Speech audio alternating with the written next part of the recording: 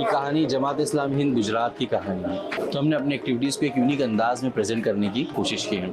1969 से लेकर के अभी तक की हमने जो है एक हिस्ट्री के ऊपर नज़र डाली जमात की, और जमात ने किन हालात में काम किया उन तमाम चीज़ों को हमने जो है कलेक्ट करके एक स्टोरी लाइन फॉर्म की, जिसमें ये दो बुक अमानत और कारवां ये एक्चुअल में जमात के काम है, और ये दास्तान और ये तलातुम ये वो बैकग्राउंड है जिस माहौल में जमात ने काम किए। ये दास्तान गुजरात स्टेट की हिस्ट्री हमारे सामने प्रेजेंट करती है। गुजरात स्टेट हमेशा से ही ट्रेड के लिए फेमस रही है और एक बिजनेस हब रही है।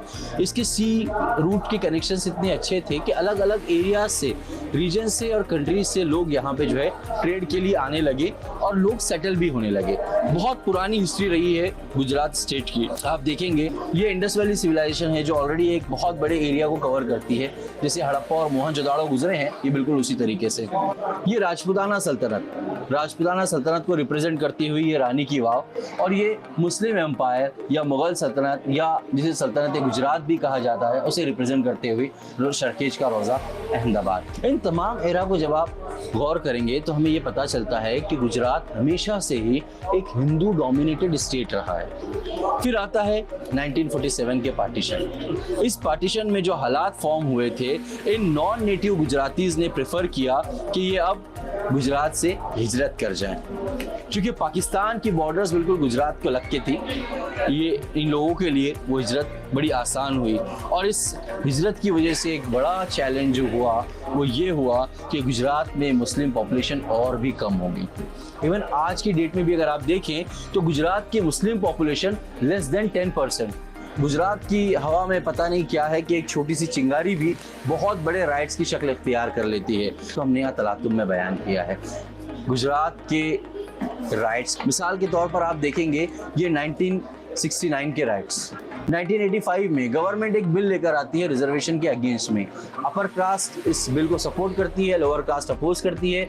दोनों के बीच में टेंशन फॉर्म होते हैं, और वो टेंशन इतने बड़े हो जाते हैं कि राइट्स की शक्ल इख्तियार कर लेते हैं। 2002 के राइट्स से कौन नहीं वाकिफ है। 2002 के राइट्स गोधरा साबरमती एक्सप्रेस से स्टार्ट हुए, पूरे हिंदुस्तान को इन्होंने एक गम की लहर में डुबो दिया। ऐसे ऐसे हादसा देखने को मिले कि दिल दहल जाए। नरोडा पाटिया, अहमदाबाद के नरोडा पाटिया का ये वो फेमस कुआं है जिसमें मोर देन 60 लोगों की बॉडीज को काट के डाल दिया गया।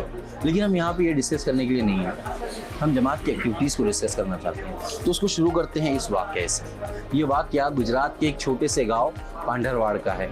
पांढरवाड़ में जमात को खबर मिलती है कि मुसलमानों की एक बस्ती पे हमला हुआ है और वहाँ से मुसलमानों को भागना पड़ा है। जमात की टीम वहाँ पे विजिट करती है, और तो पता चलता है कि एक घर है जिस घर में एक गैर मुस्लिम भाई ने, एक हिंदू भाई ने 12-15 मुसलमानों को हिफाजत से रखा हुआ है, छुपा के रखा हुआ है। जमात के साथी वहाँ जाते हैं, उनसे मुलाकात करते हैं और उनसे पूछते हैं कि जो मुसलमान यहाँ से हिजरत करके चले गए क्या उन्हें वापस लाया जाए? इस फसाद की वजह से जो मुसलमान चले गए क्या उन्हें वापस आना चाहिए? वो भाई कहते हैं कि ज़रूर आना चाहिए, ये उनका घर है, यहाँ उनकी ज़मीनें हैं, उन्हें ज़रूर वापस आना चाहिए। हमारे जिम्मेदारान ने पूछा कि हम कैसे वापस आए। उन्होंने कहा कि ये पांढरवाड़ की जो मस्जिद है ना, इस मस्जिद को लोगों ने आग लगा दी है, फसादियों ने आग लगा दी थी, और इस आग की जद में मस्जिद के साथ साथ आसपास के कुछ घर भी जल गए हैं। ये घर जो है ना कुछ गैर मुस्लिम गरीब कारपेंटर्स के हैं। आप मस्जिद का रेनोवेशन करवाएंगे ना तो साथ में इनके घरों का भी रेनोवेशन करवा दीजिए, इससे एक अच्छी इमेज बनेगी। जमात ने इस सजेशन को बेहतरीन अंदाज में लिया। जमात ने सबसे पहले उन कारपेंटर्स के घरों को रिनोवेट करवाया, फिर उन कारपेंटर्स को काम दिया उस मस्जिद के रेनोवेशन का। देन जमात ने उन्हीं कारपेंटर्स से उस बस्ती में मुस्लिम घरों को रेनोवेट करवाया।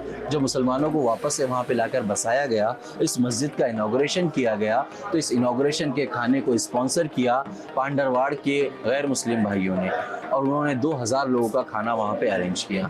अरे साथियों, ये हमारी तलातुम किताब ये दास्तान बताती है, ये हमें उस आयत की हकीकत बताती है कि इन्ना माल उसरी युसरा, हर मुश्किल के साथ आसानी है, एक अपॉर्चुनिटी है, हमें बस उसे इनकैश करने की ज़रूरत है। हर एक सिचुएशन में, चाहे नेचुरल क्लैमिटी हो या मैन मेड क्लैमिटी हो, जमात ने प्रायोरिटी में अपने रिफाही कामों को रखा। मेडिकल कैंप्स लगाए, जमात ने लोगों के लिए टेम्पररी शेल्टर्स प्रोवाइड किए, जमात ने लोगों के खाने का, पीने का, रहने का इंतजाम किया।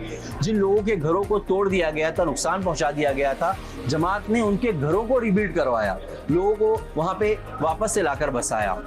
ये तमाम काम जमात ने बिला किसी मजहब के भेदभाव के किया। जमात ने गुजरात स्टेट में पीस एंड हार्मनी मेंटेन रखने की बेइंतहा कोशिशें की। 2004 में राइट्स के बाद जब एक ये पीस कारवां निकला, सद्भावना यात्रा निकली जो पूरे हिंदुस्तान में विजिट कर रही थी, और 2002 के राइट्स में जहां जहां नुकसान पहुंचा था ये वहां पे विजिट कर रही थी। इस सद्भावना यात्रा को गुजरात में जमात इस्लामी ने लीड किया। लेकिन चूंकि जमात इस्लामी लीड कर रही थी, इस यात्रा के ऊपर रास्ते में बहुत सारी रुकावटें पैदा की गई और अल्टीमेटली एक मुकाम पर इसके ऊपर अटैक किया गया। ऑल्दो इसमें हिंदू, मुस्लिम, क्रिश्चियन और सिविल सोसाइटी के लोग मौजूद थे, लेकिन फिर भी इसके ऊपर अटैक किया गया और बीच में इस यात्रा को बंद करना पड़ा। उस दौरान में पॉलिटिकल लीडर्स जो है बहुत ही अनाप शनाप बयान दिया कर रहे थे।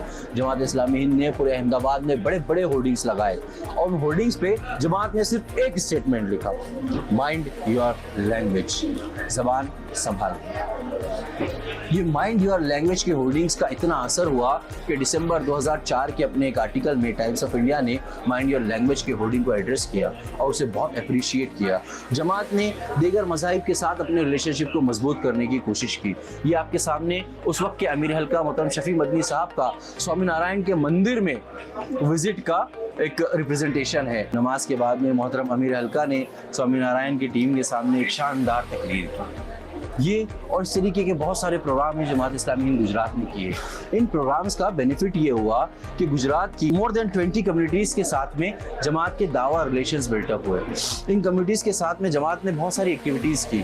यहाँ पे जो आप एक फ़ोटो देख सकते हैं ऊपर, वो सेकेंड कॉलम में फर्स्ट फोटो जो है ये सौहार्द मंच की फ़ोटो है, धार्मिक सौहार्द मंच की फ़ोटो जिसे जमात इस्लामी हिंद ने कायम किया इन तमाम अलग अलग कम्युनिटी लीडर्स को साथ में लेकर के।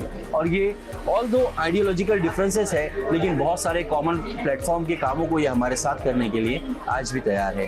और साथियों, ये वो काम थे जो जमात ने बिरादरान वतन में किए। मैं अकेला ही चला था जानिबे मंजिल, मगर लोग साथ आते गए और कारवां बनता गया। जब 2002 के राइट्स चल रहे थे, आवाम डरी हुई थी, लोगों को अपने अहलो अयाल की और अपनी जान की फिक्र थी, कंटिन्यूस कर्फ्यू का माहौल था। उस दौरानिये में हमारे साथी महलों में जाकर दर्स कुरान के हल्के कायम कर रहे थे। उन्हें इन दुरूस कुरान के जरिए से हिम्मत दिलाई जा रही थी कि हम तो ईमान वाले लोग हैं, हमें डरना नहीं है, हम तो ये मानते हैं कि हर एक हालात अल्लाह की तरफ से आते हैं। जमात ने मिल्लत बेदारी मुहिम मनाई और मिल्लत को ये पैगाम दिया कि अब हमें होश में आना चाहिए। हमारा अहम काम जो है वो दावत का काम होना चाहिए। हमें अपने घरों से निकल के, अपनी बस्तियों से निकल के हमारे बिरादरान वतन में दावत के काम को करना चाहिए ताकि लोग इस दीन से वाकिफ हो सके। लोगों को ये पैगाम देना चाहिए कि ये मजहब ये सबके लिए है। जमात ने सिर्फ तकारीर से ही काम नहीं चलाया, जमात ने लोगों के सामने प्रैक्टिकल एग्जाम्पल पेश करने की कोशिश की। जमात ने इस्लाम फॉर ऑल मुहिम मनाई, जमात ने मोहम्मद सल्लल्लाहु अलैहि वसल्लम फॉर ऑल कैंपेन मनाई, जमात ने कुरान फॉर ऑल कैंपेन मनाई। और इन कैंपेन्स के जरिए जमात ने मिल्लत को ये पैगाम दिया कि दावत का काम इस अंदाज में हम कर सकते हैं। जमात ने इस दावत के काम को आगे बढ़ाने के लिए दावा लिटरेचर की मोर देन 120 किताबों का रीजनल लैंग्वेज गुजराती में ट्रांसलेशन करवाया। जमात ने कुरान का गुजराती में ट्रांसलेशन करवाया, तफहीम का गुजराती लैंग्वेज में ट्रांसलेशन करवाया। इन तमाम कामों का नतीजा ये आया कि गुजरात में मिल्लत में छोटे छोटे दावा ग्रुप्स फॉर्म होने लगे जो अपनी ही लेवल पे अपनी ही इस्तादात भर दावत के कामों को करने लगे, अपने कॉन्टेक्स्ट में दावा के कामों को करने लगे। जमात ने इन तमाम ग्रुप्स को एक प्लेटफॉर्म पर लाकर दावा फेडरेशन का जो है कयाम किया और इन तमाम ग्रुप्स को दावा के काम करने के लिए एक बेहतरीन प्लेटफॉर्म मुहैया करवाया। सामीन इकराम, आज आप लोग जो मेरी बातें सुन रहे हैं और हम जिनके सामने ये प्रेजेंटेशन दे रहे हैं, ये वो लोग हैं जो जमात से वाबस्ता हैं, जो जमात के कामों से वाकिफ है। आप देखिए ये कोई डिफरेंट काम नहीं है, ये वो काम है जो लगभग हर हल्के में हो रहे हैं। बस डिफरेंस ये है कि जमात इस्लामी गुजरात ने जिन सिनेरियो में इन कामों को किया वो डिफरेंट था, वो यूनिक था। जमात इस्लामी हिंद गुजरात बहुत छोटी सी जमात है, मोर देन 150 से 200 के बीच में अरकान है गुजरात स्टेट में, और ये वो काम है जो हमने आपके सामने प्रेजेंट किए। एक्चुअली हम लोग है ना कल से यहाँ पे राउंड लगा रहे थे, 2 बार आके गए पर यहाँ पर इतना रश था कि आने के लिए जगह ही नहीं थी। आज फाइनली मौका मिल गया और देखा और इतना अच्छे से समझाया और गुजरात का जो शुरुआत से लेकर अब तक का जो सफ़र है जमात का बहुत अच्छे से समझाया। और जो आर्ट यहाँ पर बताया गया है, जो वर्क यहाँ पर बताया गया है, एक्सेलेंट है, टू गुड, ऐसा कहीं नज़र नहीं आया।